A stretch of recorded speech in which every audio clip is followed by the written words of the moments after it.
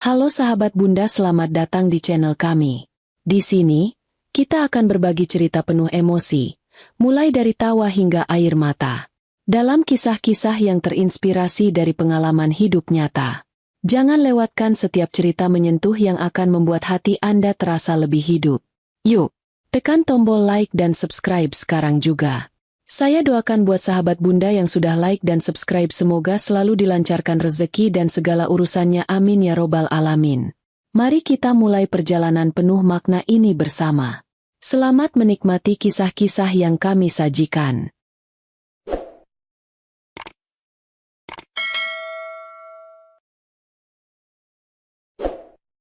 Saat matanya terbuka kembali, Alia mendapati dirinya terbaring di ruang rumah sakit, dengan selang infus terpasang di tangannya. Kepalanya terasa berat dan tubuhnya terasa sakit di beberapa bagian, terutama di pinggang dan kaki. Beberapa perawat terlihat sibuk memeriksa kondisinya, dan di samping tempat tidurnya, ada sosok yang tak asing lagi, Reza. Suaminya, yang tampak cemas, berdiri di sana dengan wajah khawatir, memandangnya dengan tatapan yang penuh kekhawatiran. "Alia, sayang, kamu baik-baik saja?" Tanya Reza dengan suara yang lembut, namun penuh rasa cemas. Ia menggenggam tangan Alia dengan erat, berusaha menunjukkan bahwa ia peduli. Alia mencoba mengumpulkan pikirannya, merasa sedikit kebingungan setelah kejadian yang begitu mendalam. Meski ia merasa lelah dan masih sedikit pusing, ia mencoba untuk tetap tenang, meski dalam hatinya ada rasa curiga yang mendalam terhadap Reza. "Reza, apa yang sebenarnya terjadi?" Tanya Alia pelan. Suaranya terdengar sedikit serak. "Kenapa mobil itu bisa menabrak saya? Saya merasa ini bukan kecelakaan biasa." Wajahnya menatap Reza dengan mata yang penuh pertanyaan. Ia bisa merasakan ada yang tidak beres. Perasaan curiganya semakin kuat, terutama setelah percakapan dengan Rifki sebelumnya. Reza tampak terkejut mendengar pertanyaan Alia, tetapi ia berusaha untuk tetap tenang. "Sayang, itu hanya kecelakaan. Mungkin pengemudi mobil box itu kehilangan kendali atau mungkin sedang terburu-buru. Kamu tidak perlu khawatir. Aku sudah menghubungi pihak rumah sakit agar kamu bisa mendapatkan perawatan terbaik." Namun, meskipun Reza berusaha menjelaskan dengan suara yang tenang, ada sesuatu yang berbeda dalam cara ia berbicara. Alia bisa merasakan ketegangan di udara, meskipun ia tidak bisa menjelaskan dengan pasti apa yang membuatnya merasa demikian. Reza terlihat terlalu cepat untuk memberikan penjelasan, seolah-olah ia sudah siap dengan jawaban itu sebelumnya. Jelas bahwa Reza tidak menginginkan Alia mengajukan pertanyaan lebih jauh. Alia menarik napas panjang, berusaha untuk memusatkan pikirannya. Tapi, "Reza, ada yang aneh. Seperti ada yang disengaja. Saya merasa ada seseorang yang ingin saya terjatuh, atau itu memang sesuatu yang lebih besar dari sekadar kecelakaan biasa." Reza mengangkat alisnya, tampak sedikit terkejut, tetapi ia berusaha menyembunyikan kegelisahannya. "Alia, ini hanya kecelakaan. Mungkin kamu hanya terlalu berpikir. Kamu seharusnya beristirahat dan fokus pada pemulihanmu saja. Semua akan baik-baik saja."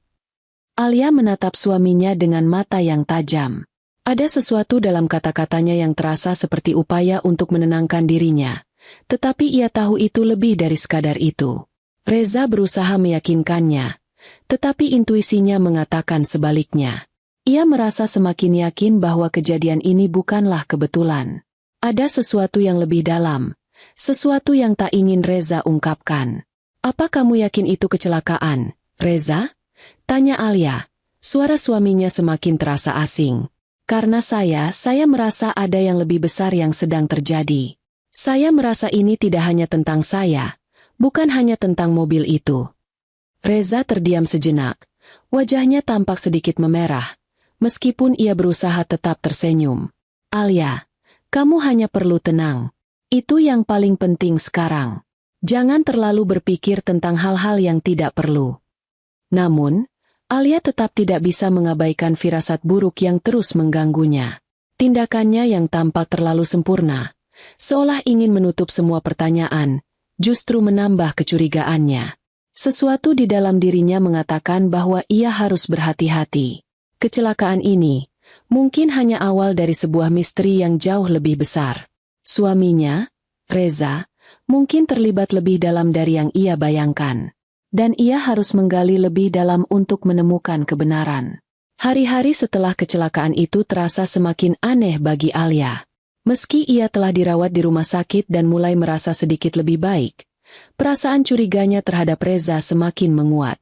Ia tidak bisa mengabaikan sensasi bahwa ada yang tidak beres, bahwa kecelakaan yang hampir merenggut nyawanya bukanlah kebetulan. Reza, yang terus berusaha menenangkannya, tampaknya semakin menunjukkan sikap yang aneh. Terlalu banyak penjelasan yang terdengar tidak masuk akal, terlalu banyak penutupan terhadap pertanyaan-pertanyaan yang muncul di benaknya.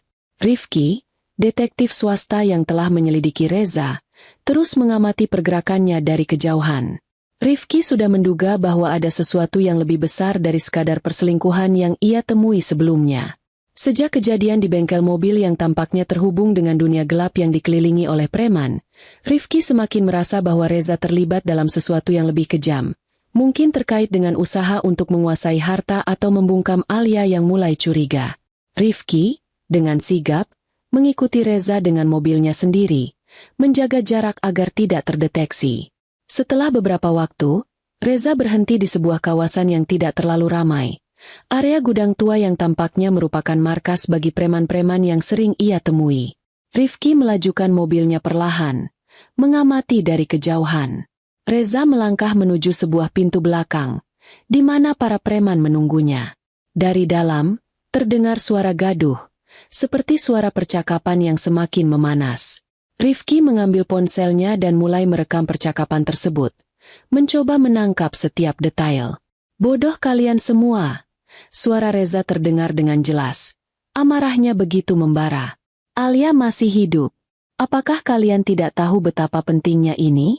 Semua sudah hampir selesai, tapi kalian gagal menjalankan tugas kalian dengan benar." Di dalam, beberapa pria tampak diam, memandang satu sama lain.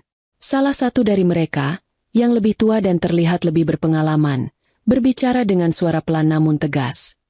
"Kami sudah melaksanakan perintah, Reza. Mobil box sudah melaju seperti yang diinginkan. Kecelakaan itu harusnya membuatnya tidak selamat. Tapi dia terlalu cepat menghindar. Atau mungkin ada yang membantu dia." Reza mendengus marah. Langkahnya semakin mendekat ke meja tempat preman-preman itu duduk. "Tidak ada, mungkin. Itu seharusnya tidak terjadi." Rifki yang mendengar percakapan tersebut mulai menghubungkan titik-titik yang sebelumnya ia temukan. Selama ini, ia memang menduga ada sesuatu yang lebih besar dalam rencana Reza, dan kini ia mendengarnya langsung dari mulut Reza sendiri. Ternyata, kecelakaan yang menimpa Alia itu memang merupakan perintah langsung dari Reza. Rifki mengerti bahwa ia harus segera memberitahu Alia tentang apa yang baru saja ia dengar. Dengan hati-hati, Rifki menghubungi Alia. "Bu Alia, saya memiliki rekaman percakapan yang sangat penting. Saya sudah mendapatkan bukti bahwa kecelakaan yang menimpa Anda memang perintah dari Reza. Saya merekam semuanya, dan saya akan kirimkan kepada Anda segera." Alia yang mendengar suara Rifki yang tegas langsung merasa cemas namun juga lega. "Reza, benar-benar melakukannya?" tanya Alia. Suaranya bergetar namun penuh keyakinan. "Ya, Bu Alia. Ini adalah bukti yang tak terbantahkan. Saya akan kirimkan rekamannya. Anda perlu berhati-hati. Ini baru awal dari semua yang sedang terjadi," jawab Rifki. Alia menggenggam telepon itu dengan erat. Perasaannya campur aduk antara marah, kecewa, dan bingung. Beberapa hari setelah pulang dari rumah sakit, Alia masih merasa lelah, namun rasa kecewa dan amarah terus menggerogoti pikirannya. Ia menghabiskan waktu di rumah, mencoba untuk mencerna semua informasi yang telah ia dapatkan dari Rifki. Reza, suaminya yang selama ini ia percayai, ternyata menyimpan begitu banyak kebohongan dan pengkhianatan. Namun, Alia tidak bisa hanya berdiam diri. Ia harus melakukan sesuatu. Suatu malam, ketika Alia sedang duduk di ruang tamu, memeriksa ponselnya, matanya tertuju pada sebuah pesan yang muncul di layar. Itu adalah pesan masuk dari seorang wanita bernama Laras, wanita yang sempat ia temui di apartemen beberapa waktu lalu. Perasaan Alia tiba-tiba bergejolak ketika membaca isi pesan tersebut. Harus berapa lagi menunggu sampai rencana kita sukses, sayang? Jantung Alia berdebar keras. Pesan itu jelas menunjukkan bahwa ada sesuatu yang lebih besar yang sedang direncanakan oleh Reza dan Laras. Rencana yang melibatkan dirinya. Dan yang lebih buruk lagi, rencana itu tampaknya sudah cukup jauh berjalan. Alia merasa marah, namun juga semakin penasaran dengan apa yang sebenarnya sedang terjadi. Dengan tangan yang gemetar, Alia segera menghubungi Rifki. Rifki, saya butuh bantuanmu. Saya baru saja melihat pesan dari Laras, salah satu perempuan yang bersama Reza. Pesan itu mengatakan, harus berapa lagi menunggu sampai rencana kita sukses, sayang? Apa yang sedang mereka rencanakan? Rifki, yang sudah mengetahui betapa seriusnya situasi ini, merespons dengan suara tenang namun penuh tekad. Bu Alia, ini semakin jelas. Rencana mereka pasti besar, dan mereka tidak akan berhenti hanya dengan kecelakaan yang menimpa Anda. Saya akan menyusun strategi untuk memantau mereka lebih dekat. Kita harus tahu persis apa yang mereka rencanakan, dan secepatnya. Alia mengangguk meski tak ada yang bisa dilihat. Saya ingin kita memergoki mereka. Saya ingin tahu apa yang sebenarnya mereka lakukan, apa yang mereka sembunyikan. Rifki berpikir sejenak sebelum memberikan responnya. Saya akan menyelidiki lebih lanjut, Bu Alia. Saya akan mulai dengan memantau gerak-gerik Reza dan Laras secara lebih intensif. Kita harus mencari bukti yang lebih konkret, dan tentu saja, kita harus berhati-hati. Mereka bisa saja tahu jika kita mulai terlalu dekat. Setelah percakapan itu, Alia mulai mempersiapkan diri untuk apa yang akan datang. Alia merasa semakin tidak nyaman dengan setiap langkah yang ia ambil. Meskipun rasa takut dan cemas terus menggerogoti dirinya, ia tahu ini adalah satu-satunya cara untuk mendapatkan jawaban pasti. Setelah mendengar laporan dari Rifki dan melihat pesan Laras, Alia memutuskan untuk membuntuti Reza sendiri. Ia ingin memastikan apakah semua yang ia duga benar. Pada suatu sore, ketika Reza mengemasi tas kerjanya dan keluar dari rumah, Alia dengan hati-hati mengikuti dari belakang, bersembunyi di balik mobilnya.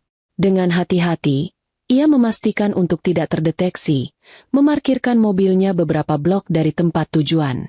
Ia melihat Reza masuk ke dalam sebuah kafe kecil yang terletak di jalan yang agak sepi, tempat yang biasanya tidak dipilih untuk pertemuan biasa. Itu adalah salah satu tempat yang Alia tidak terlalu familiar. Tetapi ia merasa sudah saatnya untuk menghadapi kenyataan. Alia duduk di dalam mobil, menunggu dengan sabar, sambil sesekali memeriksa ponselnya untuk memastikan Rifki tahu posisinya. Setelah beberapa saat, ia melihat Laras memasuki kafe. Wanita itu mengenakan pakaian yang modis, tetapi ada sesuatu yang tidak beres. Senyuman Laras tampak terlalu tajam, seperti ada sesuatu yang direncanakan. Alia menahan napas dan menyembunyikan dirinya lebih dalam di kursi mobil, memastikan bahwa ia tetap tersembunyi. Alia mengamati lewat kaca spion. Reza dan Laras duduk di pojok kafe, berbicara dengan serius. Meskipun keduanya berusaha berbicara dengan tenang, Alia bisa melihat ada ketegangan di antara mereka. Setiap kata yang keluar dari mulut Laras tampak seperti bagian dari sebuah rencana yang lebih besar. Dan Alia merasa semakin dekat untuk menemukan kenyataan yang selama ini ia takutkan. Dari posisinya, Alia dapat mendengar suara mereka sedikit demi sedikit. Ketika ia memperhatikan lebih seksama, Laras mengeluarkan sebuah botol kecil dari tas tangan. Botol itu tampak tidak mencolok, namun Alia bisa melihat bahwa ada cairan di dalamnya yang berkilau di bawah cahaya lampu kafe. Ini, kata Laras sambil memberikan botol itu pada Reza dengan tangan yang sedikit gemetar. Hanya dengan memasukkan cairan ini ke dalam minuman Alia, dia bisa lumpuh total. Sayang, kita tidak perlu lagi susah payah merebut semua hartanya. Begitu dia tak bisa bergerak, dia takkan bisa melawan, dan kita bisa dengan mudah mendapatkan semua harta yang kita inginkan. Alia merasa seluruh tubuhnya membeku. Apa yang baru saja ia dengar? Cairan untuk melumpuhkan dirinya? Suaminya, Reza, yang selama ini ia percayai, berkolaborasi dengan Laras untuk meracuni dirinya, agar mereka bisa merebut hartanya dengan mudah? Reza tampak ragu sejenak, namun wajahnya segera berubah keras. "Kau yakin ini akan berhasil?" tanyanya, masih memegang botol tersebut, tatapannya penuh keteguhan. "Percayalah," jawab Laras dengan senyum licik. "Dengan cairan ini, kita bisa mengakhirinya tanpa ada yang tahu. Tidak ada yang akan menduga. Dia akan jatuh, dan kita akan bebas." Alia merasa hatinya seperti dicabik-cabik mendengar itu. Ini lebih dari sekadar perselingkuhan. Ini adalah upaya terencana untuk merusaknya, secara fisik dan finansial. Mereka ingin menghapuskan dirinya dari gambaran hidup mereka, dan bahkan lebih buruk lagi, mereka ingin memastikan agar ia tidak bisa melawan. "Jangan buang-buang waktu," Laras melanjutkan, bersikeras. "Kita bisa segera menyelesaikan semuanya. Kita harus segera bertindak." Reza menatap botol di tangannya dengan ekspresi bingung. Namun, Alia bisa melihat dengan jelas bahwa ia sudah membuat keputusan. Tanpa ragu, Reza akhirnya mengangguk. "Kita lakukan," katanya dengan suara datar. "Ini akan mengakhiri semuanya, Laras." Alia merasa dunia seolah berputar di sekelilingnya. Reza, suaminya yang selama ini ia percayai, ternyata adalah bagian dari rencana busuk ini. Perasaan marah, kecewa, dan takut campur aduk dalam dirinya. Semua yang ia anggap aman dan benar selama ini ternyata hanyalah kebohongan besar. Setelah mendengar percakapan yang mengerikan antara Reza dan Laras, hati Alia berdegup kencang. Namun di balik ketakutannya, muncul rasa tekad yang kuat. Ia tahu bahwa ini adalah titik balik dalam hidupnya. Tidak hanya soal perselingkuhan, tetapi tentang keselamatan dirinya dan hak-haknya. Jika mereka berniat untuk mencelakakannya, maka ia harus melawan dengan cara yang lebih cerdas. Alia, dengan tangan gemetar, mulai merekam percakapan mereka menggunakan ponselnya. Meski sangat berisiko, ia merasa ini adalah satu-satunya cara untuk mendapatkan bukti yang sah untuk membawa mereka berdua ke pengadilan. Saat Reza dan Laras melanjutkan obrolan mereka, Alia memastikan untuk tidak bergerak atau membuat suara. Setiap kata yang keluar dari mulut mereka terekam jelas di ponsel, dan Alia merasa semakin yakin bahwa ini adalah awal dari akhir bagi mereka. Setelah beberapa menit, Reza dan Laras akhirnya beranjak dan keluar dari kafe, meninggalkan Alia dalam keadaan tercengang dan bergetar, namun dengan rasa keberanian yang baru tumbuh dalam dirinya. Segera setelah mereka pergi, Alia menghubungi Rifki dengan cepat. "Rifki, aku sudah merekam semuanya. Percakapan mereka. Mereka benar-benar merencanakan untuk melumpuhkan aku dan merebut hartaku. Aku akan kirimkan file rekaman ini padamu. Ini cukup bukti untuk memasukkan mereka ke penjara." Rifki mendengarkan dengan seksama, meski suara Alia terdengar cemas dan tegang. "Alia, kamu sudah melakukan langkah besar. Rekaman itu sangat penting. Aku akan pastikan kita menggunakan bukti ini sebaik-baiknya. Tapi kita harus melangkah hati-hati. Ini bukan perkara yang bisa kita tangani dengan gegabah. Kamu perlu berhati-hati karena mereka pasti akan merasa terancam." "Aku tahu," jawab Alia dengan suara penuh tekad. "Aku akan mengirimkan rekaman ini ke ponselmu. Dan aku ingin kita mulai merencanakan langkah selanjutnya. Mereka berdua harus dihentikan. Rifki, aku tidak akan biarkan mereka lolos begitu saja." Setelah mengirimkan rekaman percakapan yang telah ia simpan dengan hati-hati, Alia merasa sedikit lebih tenang. Namun, ketakutan dan rasa marahnya tidak bisa sepenuhnya hilang. Ia tahu bahwa permainan ini baru saja dimulai, dan apa yang akan terjadi selanjutnya sangat bergantung pada langkah-langkah yang akan mereka ambil bersama Rifki. Hari itu, setelah beberapa waktu mengatur strategi, Alia akhirnya menemui Rifki di kantor detektifnya. Ruangan itu penuh dengan peta, dokumen, dan foto-foto yang disusun rapi, semua bukti yang terkumpul selama penyelidikan. Rifki terlihat serius ketika melihat bukti rekaman yang telah diberikan Alia. "Ini benar-benar bukti yang kuat, Bu Alia," kata Rifki, sambil memutar rekaman di komputernya. "Kita bisa gunakan ini untuk melaporkan mereka ke pihak berwajib. Tapi, kita harus melakukannya dengan cermat. Reza dan Laras pasti tidak akan tinggal diam. Mereka akan berusaha menghalangi kita." Alia mengangguk, merasakan tekad yang semakin kuat dalam dirinya. Aku tidak akan biarkan mereka menang. Mereka harus bertanggung jawab atas perbuatan mereka. Aku sudah cukup menderita. Aku tidak bisa membiarkan mereka merusak hidupku lebih jauh. Rifki melirik dokumen-dokumen di meja kerjanya dan mulai merancang langkah-langkah konkret. Kita akan mulai dengan melaporkan mereka ke pihak berwajib dengan bukti ini. Aku akan berbicara langsung dengan polisi dan memastikan bukti ini diterima dengan baik.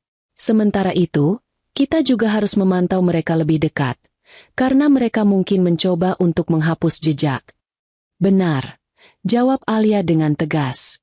Aku juga akan memastikan bahwa semua informasi tentang mereka, baik itu keuangan, properti, dan kegiatan mereka, semuanya kita gunakan untuk menjerat mereka. Alia dan Rifki merencanakan langkah-langkah berikutnya dengan hati-hati. Mereka memutuskan untuk mengumpulkan bukti-bukti tambahan dari berbagai sumber, termasuk pengakuan lebih lanjut dari orang-orang yang mungkin terlibat dalam jaringan tersebut. Suasana di kamar itu sangat sunyi. Alia terbaring di atas tempat tidur, matanya setengah terpejam, tetapi hatinya berdegup kencang. Ia bisa mendengar langkah kaki Reza yang mendekat. Langkah yang berat, seakan ia merasa telah berhasil memenangkan segalanya. Alia tahu, ini adalah momen penting. Tiba-tiba, pintu kamar terbuka perlahan. Reza masuk dengan langkah ringan. Wajahnya dipenuhi senyum yang penuh keyakinan. Di tangannya, ia membawa sebuah gelas berisi cairan berwarna bening yang berkilau di bawah cahaya lampu. Senyum Reza semakin lebar saat melihat Alia terbaring di tempat tidur. "Alia," katanya dengan nada lembut, seperti seorang kekasih yang penuh perhatian. "Aku tahu kamu merasa sangat lelah. Ini akan membuatmu merasa lebih baik. Sayang, aku sudah menyiapkan minuman favoritmu." Alia bisa mendengar ketulusan palsu dalam suaranya, yang seakan-akan meyakinkan dirinya sendiri bahwa ini adalah keputusan yang benar. Ia berpura-pura menatap Reza dengan mata yang berat dan lelah, memberikan tanda bahwa ia siap menerima minuman itu. Reza duduk di samping ranjang, memperhatikan Alia dengan penuh kasih sayang. Ia menyodorkan gelas itu dengan penuh cinta, berharap Alia merasa tenang. "Kau harus meminumnya, Alia. Ini akan membuatmu tidur nyenyak. Setelah ini, semuanya akan baik-baik saja. Kita bisa mulai hidup bersama dengan damai." Alia menatap gelas itu sejenak, tahu bahwa dalam cairan itu terdapat racun yang bisa membuatnya lumpuh. Meski begitu, ia harus berpura-pura menerima semua ini, karena inilah kesempatan terakhir untuk menjebak Reza. Dengan tangan gemetar, ia meraih gelas itu dan memandang Reza sekali lagi. "Aku percaya padamu, Reza," katanya dengan suara pelan, pura-pura lemah. "Terima kasih sudah peduli padaku." Reza tersenyum lebar, merasa puas karena Alia masih mempercayainya meskipun keadaan sudah begitu menegangkan. Ia bahkan sedikit menyentuh tangan Alia dengan lembut, seolah menunjukkan perhatian yang mendalam. "Aku hanya ingin yang terbaik untukmu, sayang," ujarnya, berusaha terdengar sehangat mungkin. Alia pura-pura menenggak minumannya padahal minumannya hanya disimpan dalam mulutnya dan tidak ditelan. Alia meletakkan gelas itu kembali di meja kecil di samping ranjang, berpura-pura merasa semakin lemah. Ia merasakan keanehan mulai menyebar di tubuhnya, rasa kaku yang perlahan merayapi tubuhnya. Ia menundukkan kepalanya, pura-pura pusing dan tidak bisa lagi membuka mata. Reza, yang merasa semakin yakin, berdiri dengan senyum penuh kemenangan. "Kau akan tidur nyenyak sekarang, dan ketika kau terbangun, semuanya akan berbeda. Alia, kita akan memiliki hidup baru bersama, hanya aku dan kau," katanya, suara penuh kebanggaan. Alia, meskipun tubuhnya terasa kaku, tetap memejamkan matanya. Dalam hati, ia tahu bahwa waktunya untuk berpura-pura telah tiba. Alia langsung pura-pura pingsan dan tidak berdaya.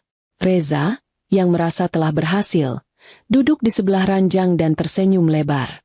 Kemudian, Reza melirik Alia dengan senyum penuh kemenangan dan berkata dengan nada meremehkan, "Mampus kau, Alia.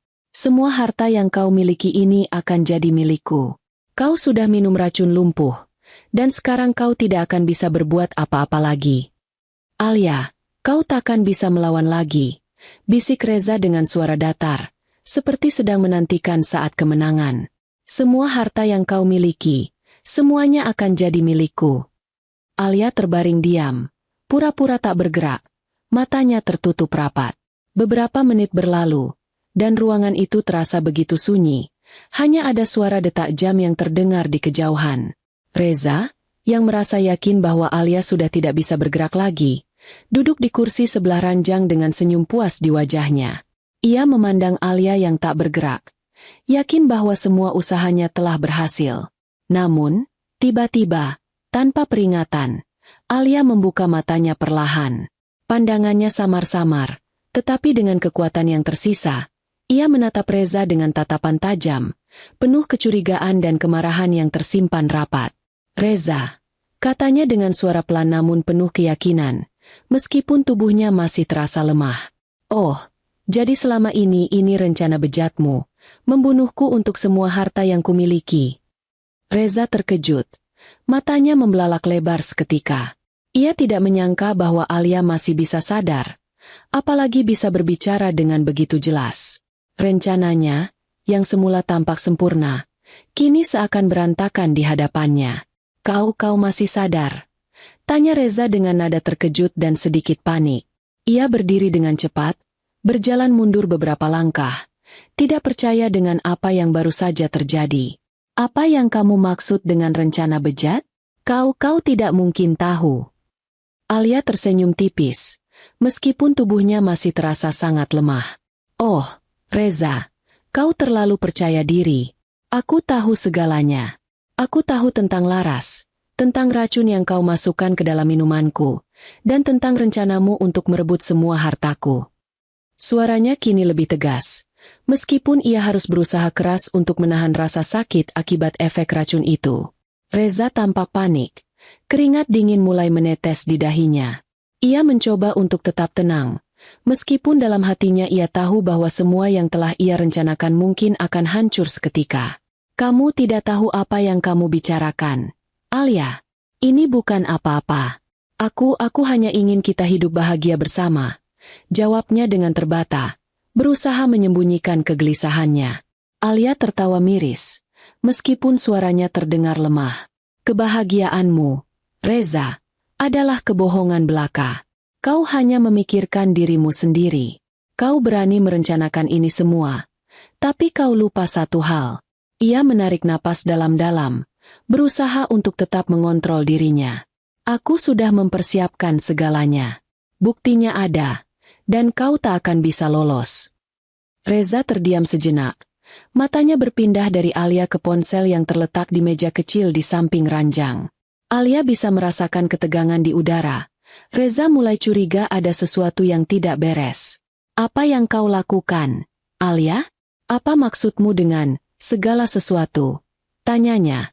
Suaranya kini semakin rendah dan penuh ancaman. Alia mengangguk perlahan, meskipun tubuhnya masih terasa sangat kaku. "Aku tahu apa yang kau rencanakan. Aku juga tahu tentang hubunganmu dengan Laras.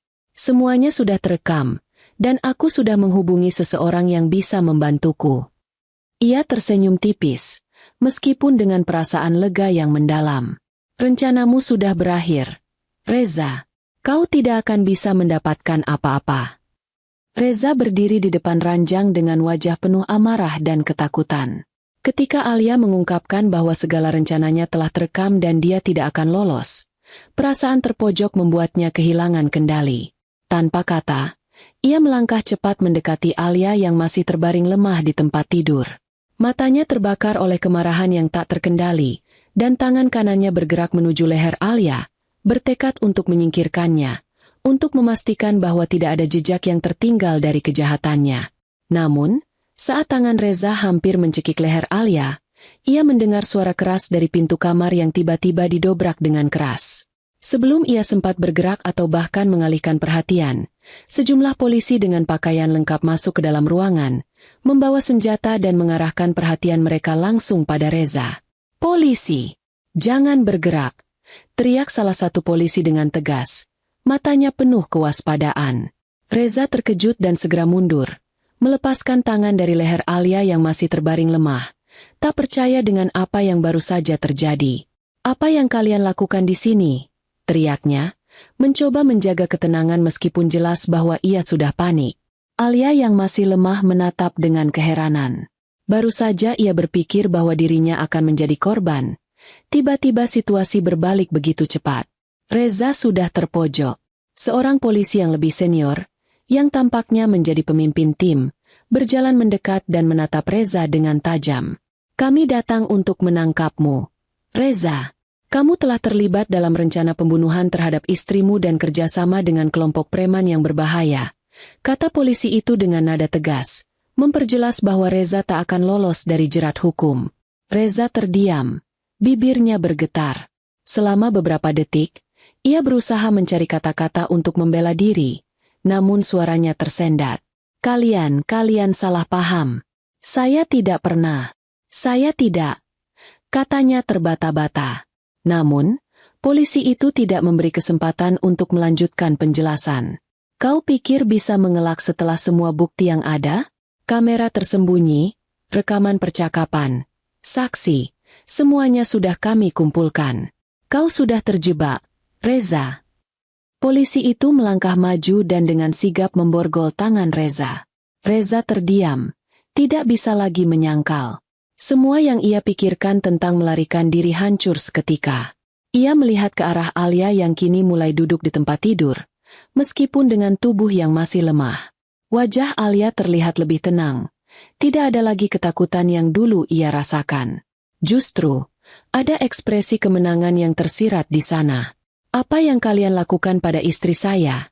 teriak Reza, berusaha menangkis kenyataan yang semakin jelas. Dia hanya pura-pura lemah. "Ini semua rencana kotor kalian." Namun, polisi hanya diam, dengan pandangan tajam dan penuh tekad. Seorang polisi lain kemudian mendekati Alia dan memastikan kondisinya. "Apakah Anda baik-baik saja, Bu Alia?" tanya polisi itu dengan perhatian. Alia mengangguk, meskipun masih terasa lemah. "Saya baik-baik saja," jawabnya dengan suara tegas, meskipun tubuhnya masih tidak sepenuhnya bisa digerakkan.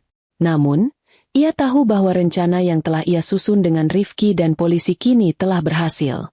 Reza tidak akan bisa lolos dari jeratan hukum. "Alia, kamu." Reza mendesis dengan kemarahan, merasa semakin terpojok. "Kenapa kamu lakukan ini pada aku? Kita bisa hidup bahagia. Kita bisa mulai dari awal." Alia menatapnya dengan dingin. "Tidak, Reza. Kamu sudah terlalu jauh. Semua ini sudah selesai. Kamu tidak bisa merampas hidupku, atau hidup orang lain, hanya demi kepentinganmu sendiri." Dengan tangan terborgol, Reza dibawa keluar dari kamar oleh polisi, dan Alia hanya bisa menatapnya pergi. Di sisi lain, di sebuah apartemen kecil yang terletak di kawasan yang sedikit lebih sepi, Laras tengah duduk santai di sofa, menatap layar ponselnya dengan penuh perhatian. Dia tampak tenang, tidak menunjukkan tanda-tanda ketegangan, seolah rencana yang telah dirancangnya bersama Reza akan segera membuahkan hasil. Namun, ketenangan itu hanya bersifat sementara. Tiba-tiba, suara ketukan keras dari pintu apartemennya memecah keheningan. Ia terkejut, namun masih mencoba menjaga wajahnya tetap tenang. Saat ia membuka pintu, sekelompok polisi langsung masuk dengan sigap, mengarahkan senjata mereka ke arahnya. "Laras, kami menangkap Anda atas tuduhan terlibat dalam perencanaan pembunuhan dan konspirasi dengan Reza untuk merebut harta istri sahnya, Alia," kata seorang polisi dengan suara tegas, mengungkapkan tuduhan yang membuat Laras terdiam sejenak. Laras tersentak. Wajahnya berubah pucat. Ia mencoba menahan diri, namun seketika tubuhnya terasa lemas. "Apa? Tidak, kalian salah. Saya tidak tahu apa-apa tentang itu," jawabnya panik, berusaha mencari alasan untuk membebaskan diri. Namun, polisi yang memimpin operasi tersebut tidak terpengaruh. "Kami tahu segalanya. Laras, rekaman percakapan kalian sudah kami kumpulkan, dan kami juga tahu bahwa Anda terlibat dalam merencanakan kecelakaan terhadap Alia," ujar polisi tersebut dengan nada tegas, menunjuk ke arah bukti-bukti yang telah disiapkan. Laras merasakan dunia seolah runtuh di sekitarnya. Semua yang selama ini ia anggap sebagai rencana sempurna untuk mendapatkan apa yang ia inginkan, kini berantakan. Semua bukti yang dikumpulkan, baik dari rekaman suara hingga saksi-saksi, menjeratnya tanpa ampun. Saya hanya membantu Reza. Dia bilang dia akan menikahi saya dan kita akan hidup bersama. Saya tidak tahu kalau ini akan berakhir seperti ini. Laras mencoba membela diri, namun nada ketakutannya semakin jelas terdengar. Polisi itu tetap teguh dan segera memborgol tangan Laras, membawanya keluar dari apartemen dengan langkah cepat. Semua alasanmu tidak akan membebaskanmu. Kamu akan menjalani proses hukum untuk semua yang telah kau lakukan. Saat Laras dibawa keluar, ia menatap sekeliling apartemen dengan tatapan kosong, merasa bahwa hidupnya telah berakhir. Hari itu, akhirnya tiba juga saat yang sangat ditunggu oleh Alia, persidangan yang akan menentukan nasib Reza dan Laras. Di ruang sidang yang dipenuhi oleh berbagai pihak, suasana terasa sangat tegang. Di satu sisi, Alia duduk di kursinya dengan tegar, meskipun hati dan pikirannya penuh dengan emosi. Setelah berbulan-bulan berjuang, kini kebenaran akhirnya terungkap. Reza duduk di kursinya, wajahnya tampak gelisah. Ia memandangi Alia dengan tatapan penuh kemarahan dan kebencian, seolah masih berusaha untuk menyangkal segala yang sudah terjadi. Namun, tidak ada jalan untuk melarikan diri. Laras, di sisi lain, terlihat jauh lebih rapuh. Tak ada lagi senyum puas yang biasa ia tunjukkan. Wajahnya tampak pucat, terjebak dalam kenyataan bahwa semua rencananya telah gagal dan kini ia harus menghadapi hukum. Alia menahan tangisnya. Ia melihat ke depan, ke arah hakim yang sedang menyimak dengan seksama. Begitu banyak rasa sakit dan penderitaan yang harus ia lewati. Tapi hari ini adalah hari kemenangan. Hari di mana keadilan akhirnya ditegakkan. Ia berpikir tentang semua yang telah terjadi, dari kecelakaan yang hampir merenggut nyawanya, hingga pengkhianatan yang dilakukan oleh orang yang seharusnya ia percayai. Semua rasa sakit itu kini akan berakhir. Hakim kemudian memutuskan dengan tegas. Berdasarkan bukti yang ada, baik dari rekaman percakapan, kesaksian, dan bukti lain yang telah disampaikan, saya memutuskan untuk menghukum terdakwa Reza dan Laras dengan hukuman penjara. Reza, Anda dijatuhi hukuman penjara selama 20 tahun karena percobaan pembunuhan terhadap istri Anda, penggelapan harta, dan keterlibatan dalam jaringan kejahatan. Laras, Anda dijatuhi hukuman penjara selama 15 tahun karena keterlibatan dalam perencanaan kejahatan yang sama.